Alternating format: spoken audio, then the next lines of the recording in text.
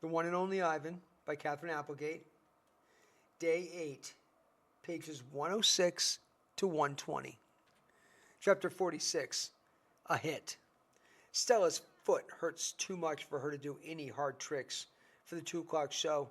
Instead, Mac pulls her limping into the ring where she tracks a circle in the sawdust. Ruby clings to her like a shadow.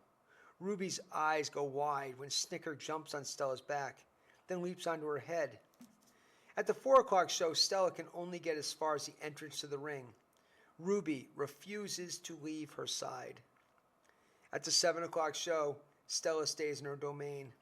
When Mac comes for Ruby, Stella whispers something in her ear. Ruby looks at her pleadingly, but after a moment, she follows Mac to the ring. Ruby stands alone. The bright lights make her blink.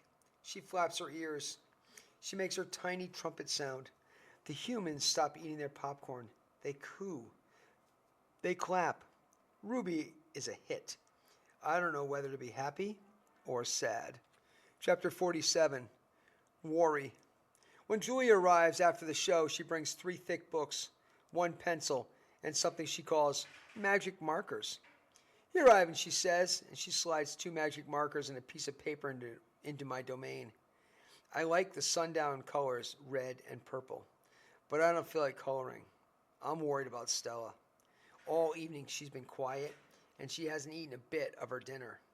Julia follows my gaze. Where is Stella, anyway? She asks, and she goes to Stella's gate.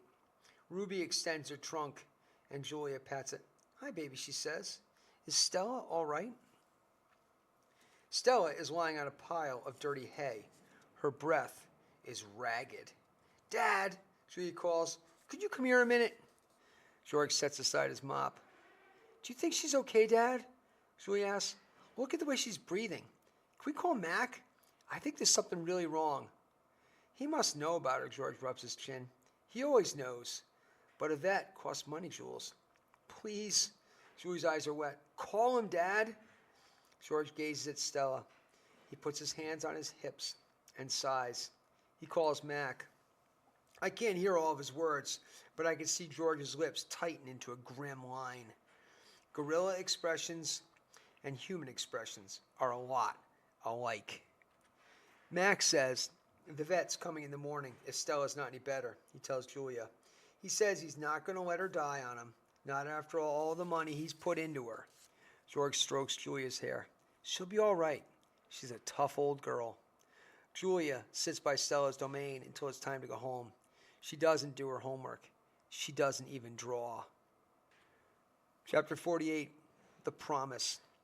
My domain gleams with moonlight when I awake to the sound of Stella's calls. Ivan, Stella says in a hoarse whisper. Ivan? I'm here, Stella. I sit up abruptly and Bob topples off my stomach. I run to the window. I can see Ruby next to Stella, sleeping soundly. Ivan, I want you to promise me something, Stella says. Anything, I say. I've never asked for a promise before because promises are forever, and forever is an unusually long time, especially when you're in a cage.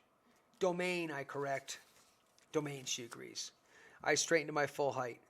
I promise, Stella, I say in a voice like my father's. But you haven't heard what I'm asking yet, she says, and she closes her eyes for a moment. Her great chest shudders. I promise anyway. Stella doesn't say anything for a long time. Never mind, she finally says. I don't know what I was thinking. The pain is making me addled. Ruby stirs. Her trunk moves as if she's reaching for something that isn't there. When I say the words, they surprise me. You want me to take care of Ruby? Stella nods. A small gesture that makes her wince. If she could have a life that's different from mine, she needs a safe place, Ivan. Not here, I say. It would be easier to promise to stop eating, to stop breathing, to stop being a gorilla. I promise, Stella, I say. I promise it on my word as a silverback. Chapter 49, Knowing. Before Mac, before Bob, even before Ruby, I know that Stella is gone. I know it the way you know that summer's over and winter's on its way. I just know. Stella once teased me that elephants are superior because they feel more joy and more grief than apes. Your gorilla hearts are made of ice, Ivan, she said, her eyes glittering. Ours are made of fire. Right now, I would give all the yogurt raisins in all the world for a heart made of ice. Bob heard from a rat, a reliable sort, that they tossed Stella's body into a garbage truck. It took 5 men and a forklift.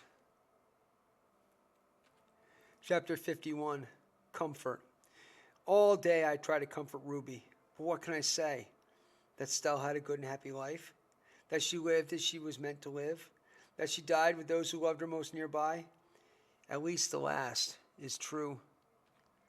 Chapter 52, Crying. Julia cries all evening while her father sweeps and mops and dusts and cleans the toilet. When George sees Mac, he runs to him.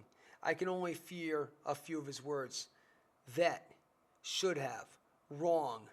Mac shrugs, his shoulders droop. He leaves without a word. When George wipes his fingerprints off my glass, his cheeks are wet, and he doesn't meet my eyes. Chapter 53, The One and Only Ivan.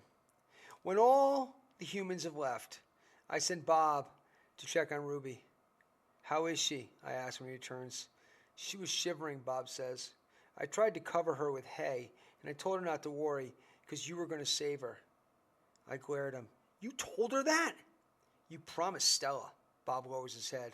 I wanted to make the kid feel better. I shouldn't have made that promise, Bob. I just wanted... I point to Stella's domain, and for a moment it seems like I've forgotten how to breathe. I wanted to make Stella happy, I guess. But I can't save Ruby. I can't even save myself. I flop onto my back. The cement is always cold, but tonight it hurts.